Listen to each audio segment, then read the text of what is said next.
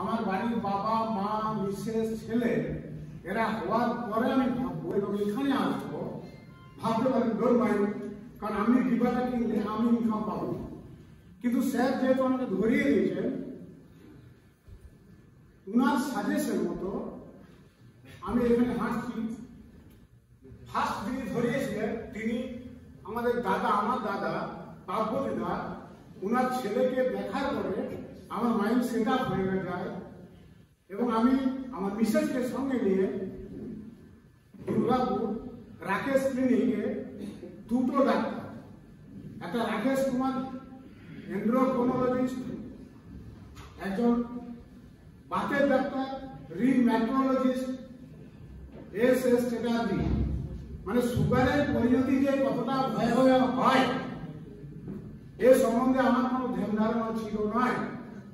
কারণ আমার বাচ্চাগত আমল থেকে কারোরই কোন রকম কোনো সুগার ছিল না, সুগার সাবজেক্ট আমি জানি। তো বাস্তব এই মাটিতে দাঁড়িয়ে আমি আমার মিসেসকে পঙ্গু অবস্থায় তুলে এনেছিলাম। ভাবতে পারবেন না আমার পার্বতীদা, সুব্রত স্যার, পঙ্কজ স্যার, তারপরে ডাক্তারবাবু যিনার নাম না করলেই নয়, উনার কি প্রয়োজন ছিল আমার মিসেসকে এনে গৌরী দেবীতে ডাক্তারের বোর্ড বসিয়ে চিকিৎসা করে না? কারণ আমার মিসেস দুটো ডাক্তার 11টা ওষুধ 17 বার খেত।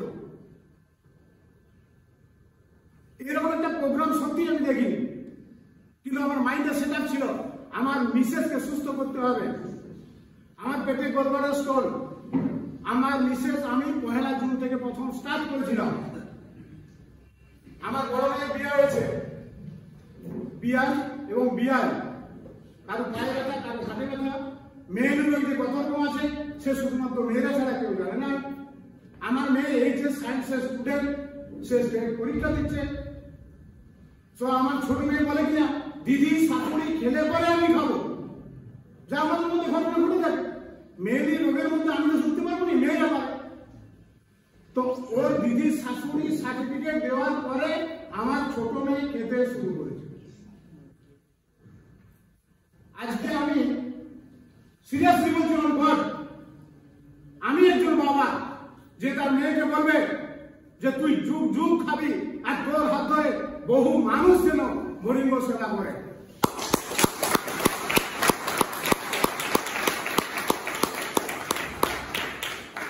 সর্বোপরি আরেকটা কথা না বলে যদি এখান থেকে চলে যায় আমার ভিতরটা ফাঁকা হয়ে যাবে।